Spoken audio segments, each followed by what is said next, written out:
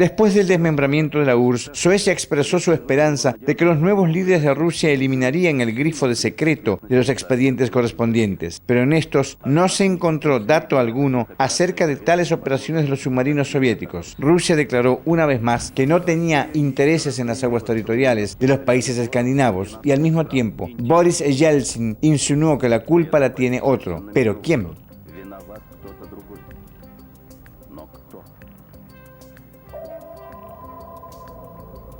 En el año 1995, el Parlamento sueco creó una comisión especial en la que entraban destacados científicos y cuya tarea consistía en esclarecer lo de los fantasmas submarinos, y resultó que la estadística de los descubrimientos de estos es bastante seria. Había documentados más de 2.000 casos. Según los suecos, la enorme cantidad de submarinos fantasmas, su maniobrabilidad y total invulnerabilidad excluían la actividad de cualquier flota corriente. Es más, los obligaba a dudar sobre el origen terrestre de dichos objetos.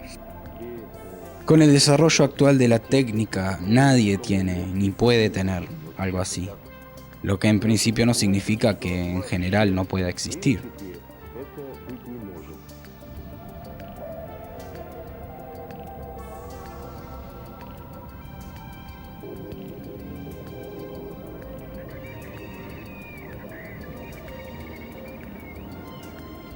En lo fundamental, eso apareció después del año 1970, cuando por primera vez en la flota naval de guerra fue dotada de submarinos más modernos, equipados con medios hidroacústicos más sofisticados.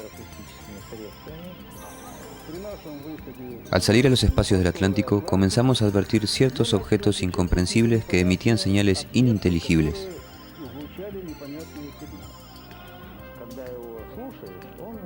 Cuando lo escuchas, te hace recordar el croar de una rana o algo parecido.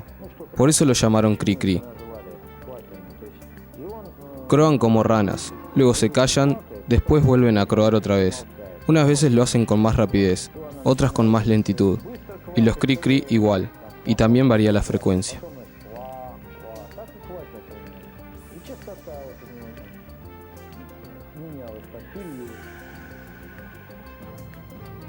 Por resolución del comandante en jefe de la Marina de Guerra, Gorshkov, fue creado adjunto a la Dirección de Inteligencia un grupo especial con la tarea de investigar a los cri-cri.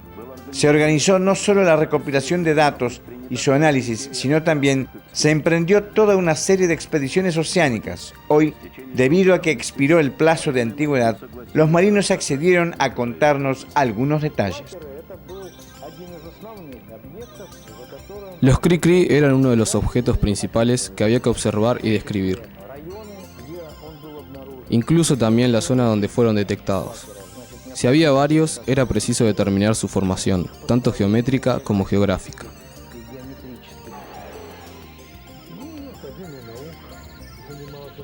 La Academia de Ciencias se encargaba de este problema a pedido del vicecomandante en jefe. Se encargaban otras organizaciones relacionadas con ruidos submarinos. Cada una hacía la evaluación a su manera. La versión principal de trabajo era que los cri-cri no eran más nuevos inventos de los norteamericanos, pero las opiniones no coincidían en cuanto a su destino. Algunos los consideraban como medios de interferencia para los submarinos soviéticos, a lo que se oponían los propios submarinistas. No existían interferencias de importancia para los submarinos. Algunos estaban convencidos de que esos dispositivos facilitaban la navegación de los submarinos norteamericanos, y hubo algunos que consideraban a los cri-cri como elementos del sistema global de localización. La opinión era que esos sistemas hidroacústicos eran de localización fija de nuestros submarinos y habían sido instalados por los norteamericanos, porque se instalaban esos SOSUS y otros sistemas de ese tipo. Sin embargo, no todo era tan sencillo. Aparecían cada vez más y más cri-cri. La zona donde se encontraban comenzó a ampliarse. Si bien antes estaba ubicada en el Atlántico, empezó a desplazarse hacia el norte, digamos, al mar de Noruega, y en los sucesivos, esos cri-cri empezaron a pasar hacia las fronteras occidentales del mar de Barents. Todo parece ser lógico. Los norteamericanos ampliaban por medio de los cri-cri su sistema de detección, aunque no obstante, las dudas se mantenían. También en esta hipótesis había algo que causaba perplejidad si los Cricri eran faros de navegación o elementos de un sistema de detección, los dispositivos debían ser fijos. Precisan un rígido amarre en el agua, pero lo que observaban los submarinistas a menudo mostraba que era todo lo contrario. Empezamos a hacer maniobras alrededor de estos objetos para determinar de alguna manera la ubicación de los Cricri. Resultó ser un asunto difícil, porque inclusive las detecciones que ya habíamos realizado al cabo de cierto tiempo se derrubiaban y emigraban a otro lugar. Es posible que se desplazaran de algún modo, pero cuando el submarino retornaba después de cumplir la tarea de combate, yo empezaba a mirar los puntos que habíamos marcado con anterioridad en el mapa, que mostraban los llamados Cricri detectados. Comprobaba que algunos no coincidían, algunos coincidían, otros no coincidían, o en el lugar de algunos aparecían radiaciones con otras características, pero el cuadro general no era el mismo y daba la impresión de que se trataba de un objeto en movimiento. Además, la organización de un sistema tan global es algo extraordinariamente caro, incluso para Estados Unidos. Para cubrir solo las regiones más importantes del Océano Mundial, son necesarios decenas de miles de estos dispositivos.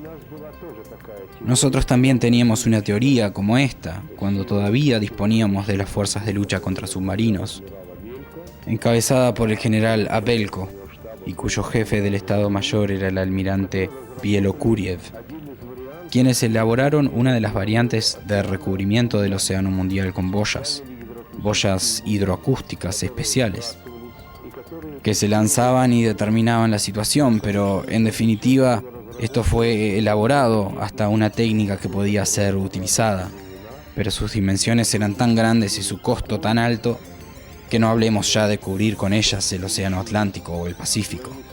Nuestra producción y nuestra industria no tenían capacidad para fabricarnos ni siquiera 100 de ellas.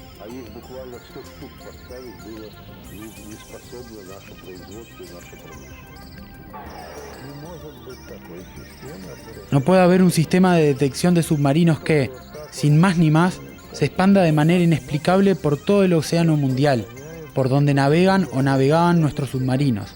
Es muy grande la cantidad que hace falta, etcétera, etcétera. Y en general eso es insustentable. Apareció una nueva hipótesis. Los Cricri son un medio de guerra psicológica.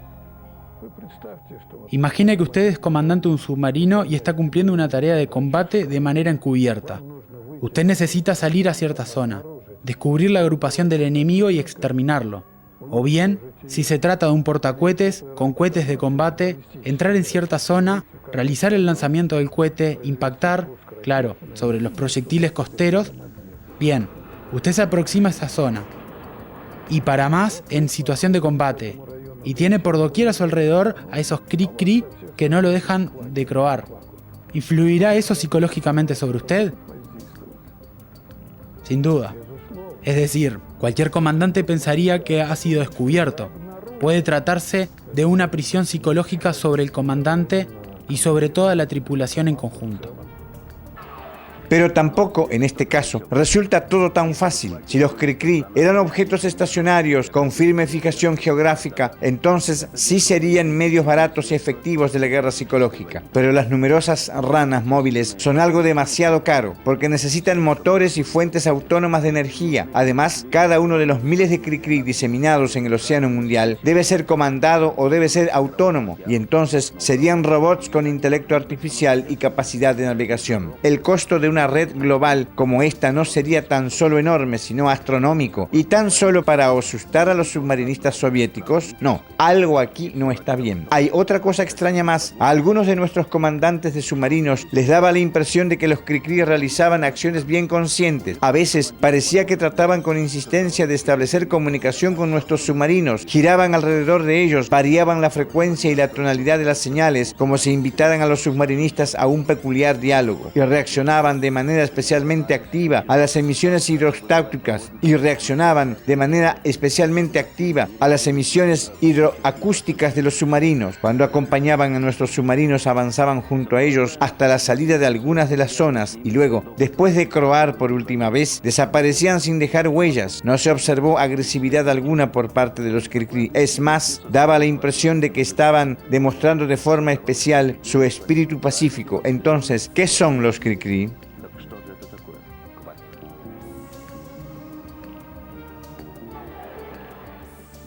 Bien, por cuanto el asunto es inexplicable, nuestros científicos, inclusive los de la Academia de Ciencias, decían que eran de origen biológico, para poder cerrar de algún modo la cuestión de a qué biología pertenecían.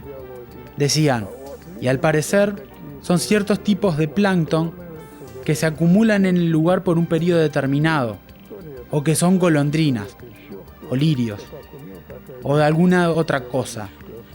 Cada uno daba como podía la fundamentación biológica del origen, que, según su opinión, tenían las señales de los Cricri, pero en general trataban de desentenderse del asunto. Hasta se comentaba que los Cricri eran seres vivos desconocidos y con un alto cociente intelectual. En lo que respecta a su naturaleza, hasta el momento nada se sabe sobre ella, porque es tan poco lo que sabemos sobre los abismos oceánicos. Hasta el día de hoy, las profundidades kilométricas han sido visitadas por muchas menos personas que el cosmos.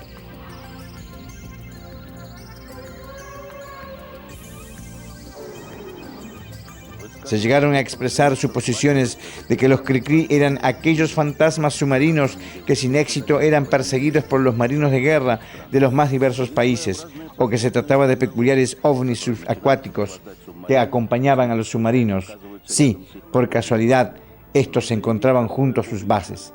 Pero hacerlo público significaba ponerse seriamente en evidencia.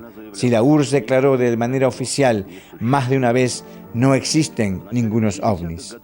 A comienzos de la década de los años 80, el programa Cricri se cerró de improviso, el grupo se desintegró. ¿Por qué? Es otro misterio relacionado con los fantasmas submarinos.